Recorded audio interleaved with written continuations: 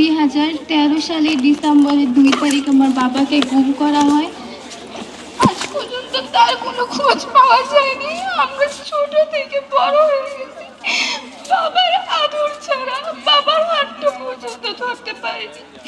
যখন আমরা একটু ছিলাম তখন এখানে আসতাম, আজকে আমরা এখানে দাঁড়িয়ে বক্তব্য দিচ্ছি।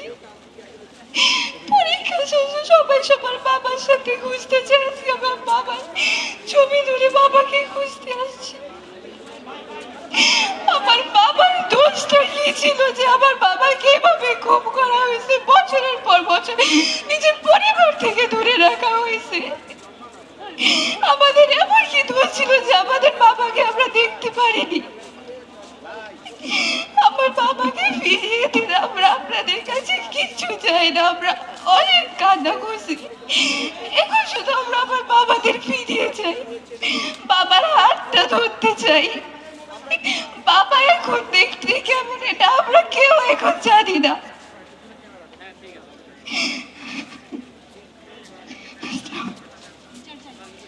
আমি আমার বাবা কেন গুম করা হয়েছে এটার বিচার চাই সবার থেকে।